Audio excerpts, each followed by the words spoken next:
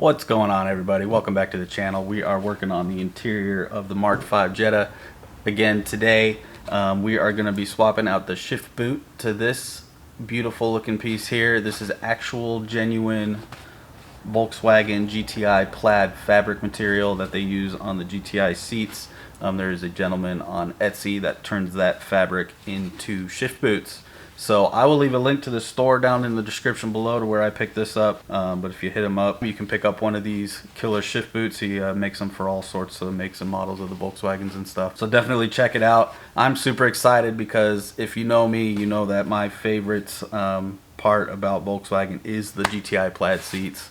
They're pretty iconic, and I'm super excited to bring some of that fabric material into the Mk5 Jetta here. So we're going to be swapping out this original OEM shift boot that's pretty worn and gnarly and seen better days. So I've got the ECS shift knob on there. We're going to take that off, replace the boot, get everything put back together. ECS does have a good little write-up on replacing the shift boot because they were using that write-up when they were selling this shift knob. The shift knob tutorial from ECS, I do have a link to that down in the description below. I did have to do a quick Google search to find it because ECS no longer sells this shift knob, so I wasn't able to find the tutorial on ECS's website. But click the links in the description down below. And you want to keep your head warm in these cold winter months, these beanies are available on the merch site, so click that link in the description down below too, and you can pick up some cool Voyage RC swag. Anyways, as they say in Spaceballs, they've gone to plaid. Time to go plaid.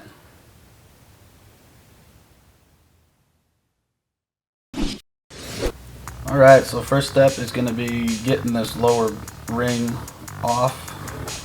So you just take your little pry bar tool, work your way around that entire ring. It does include, it's not just the silver ring here, it is this entire black piece here, so you can see the seam there, and then all the way here on the interior trim. So just take your pry bar, work your way around that and get it pried up, and then we will be able to pull that up and look under the shift boot to get the shift knob off.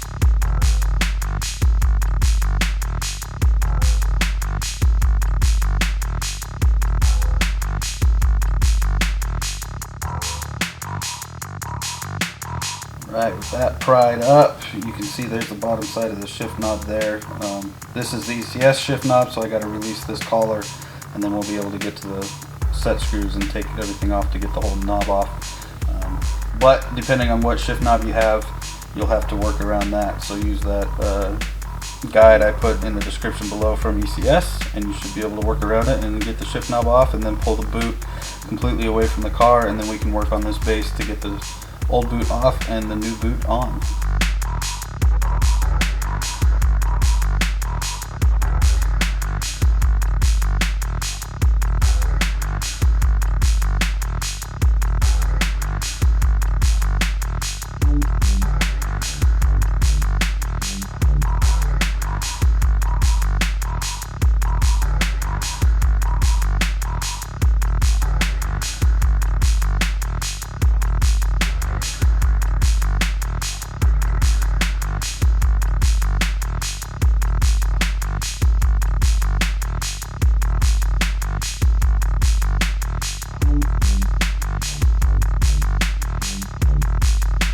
So we've got the base out of the car. The next thing you got to do is, if you look at the back side here, you can see all of these tabs here working its way around. You got to get this ring off. That way you can separate the boot from the plastic base piece there. So you should be able to do this by hand. Just be careful because these are plastic tabs, so you don't want to, break them off because we got to reassemble this.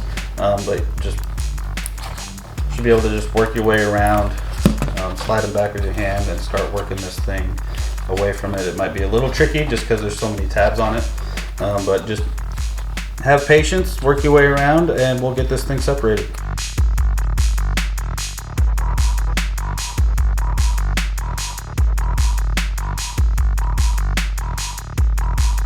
Just like so, that's the main base there, and then you can see this ring here. This is where the boot is actually stapled onto the ring. So you've got all these staples going around. So the next thing you're going to want to do is just try to get those staples out. If you need to use a flat blade screwdriver or something to kind of pull the prongs, straighten them out on the back side, and then pull the staples out. We do want to do this carefully because obviously we want to reuse this ring. So just take your time, get all those staples out, and then we'll be able to staple the new boot onto this ring and reverse the process.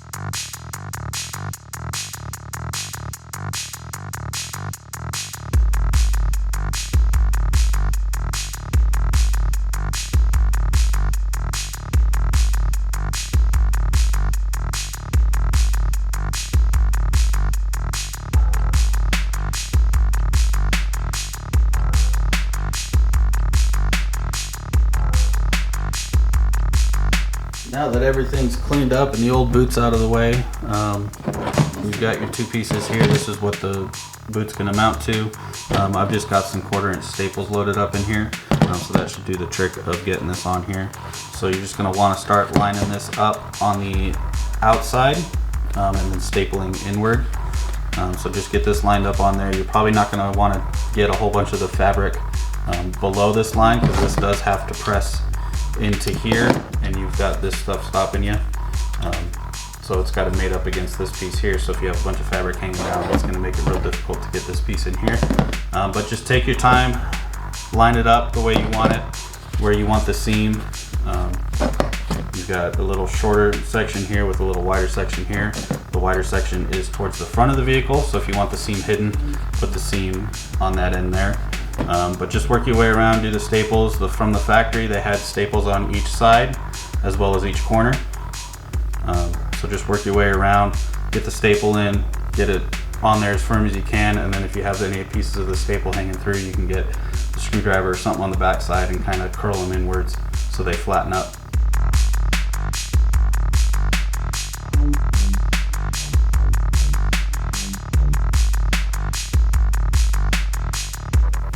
Okay, so this is a little bit more difficult. This is going to really depend a lot on what staple gun you have, because this is a really hard ABS plastic. So like my gun here is just spring loaded, so it doesn't have really a lot of force going into it, so it's having a hard time pushing the staple through the fabric and the ABS. Demonstrate for you here. I'll try to do this corner here. I've got the wood piece to kind of act as a support on the back side, but it's just gonna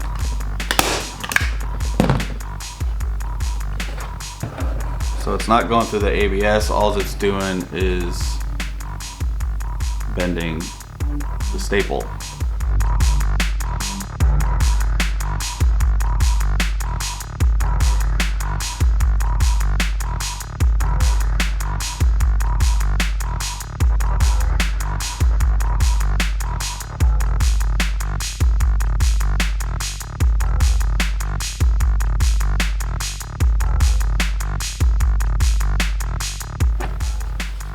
Alright, well I got one staple in, so what I did was just pushed it through the fabric and then actually pushed it through the original holes, and then I bent it over with my pliers to kind of clamp it in. The original staples are a little bit wider spread out than the staples I'm using now, so these holes are a little bit more spread out than the staples I have, but I was able to do that one, so I might just work my way around and do that for all of them. The corners are going to be a little tricky just because you have to kind of crease the fabric a little bit, so that might prove to be a little bit more tricky.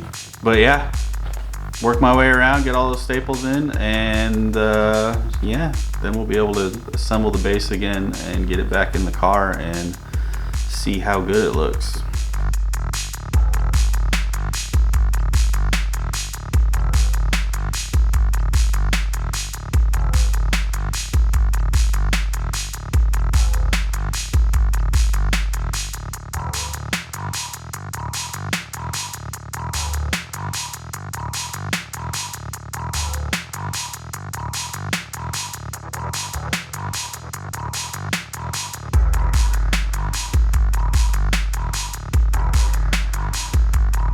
Alright, so I went around with all the holes that were previously there and punched them through with the new staples that I'm using just to clear out the hole and make it hopefully a little easier to do this. But I'm just going to work around on the flat sides and get those staples in first like I did this one, and then I'm going to attempt to do the corners.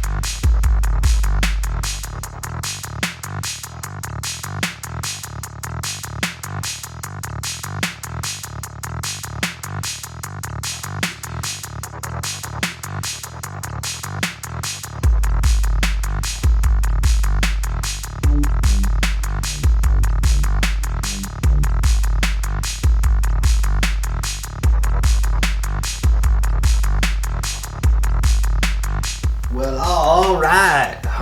Got that thing mounted on there. Actually did it with the staples, but just by hand. Forced them through and then just clamped the back side so they won't pop out. And then the corner ones, I actually used a 1/16 drill bit, a real small drill bit, just to bring the gap a little closer between the staples ends, just because this is a little smaller staple than from the factory, and being on the corner there, it just made it a little easier.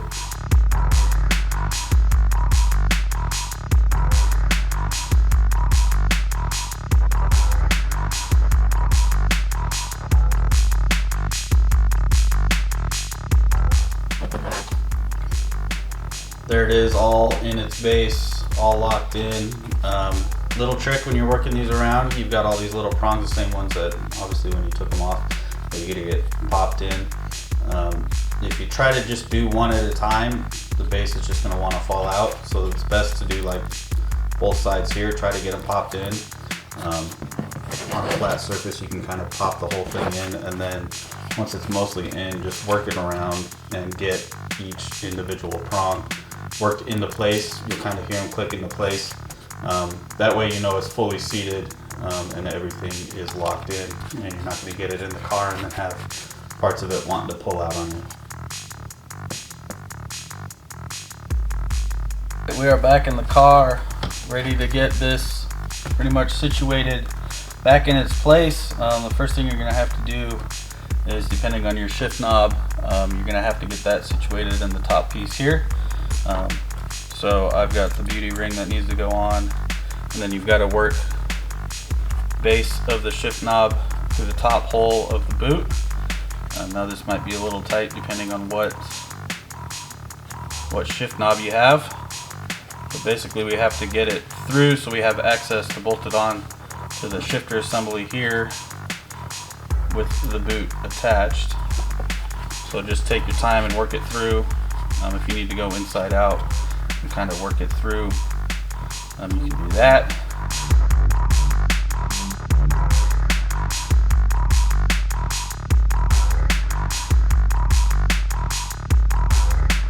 So now I'm going to slide my locking collar onto the shifter assembly, and then I'm going to slide the shift knob over, and then I'm going to line it up the best I can with the engraving on the top, because I don't know about you guys, but I'm OCD, and when that's crooked, it drives me nuts when I'm driving the car. But I'm going to get that as straight as I can, and then I'm going to go around and tighten up all the set screws to lock it in.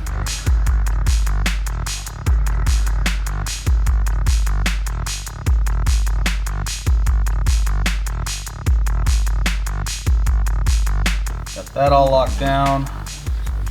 Then I want to make sure I've got this situated the way it's going to go, with the fabric lined up how I want it. I've kind of positioned it on the base here with this red stripe going forward, and then I've got the seam in the back. And then this collar here free spins until you get it lined up. So that's the other thing I like to do, is get the ECS logo on my shift knob where I want it. But all I gotta do is bring this collar up and start threading it on, and that's gonna lock the upper portion of the boot in place. And at least on this one, because of the way it locks down, you can start, once it starts getting tight, it will start kind of twisting the fabric just because it's going to start grabbing it. And this beauty ring up here, you can see the red is the stripe. I like to try to get that as straight forward as possible, and then do my best to keep it in place while we tighten this down.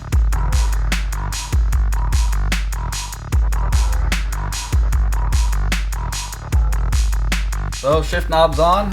All you got to do after that is kind of click this base and pop it back down. Just kind of work your way around, get it all popped in, and there you have it.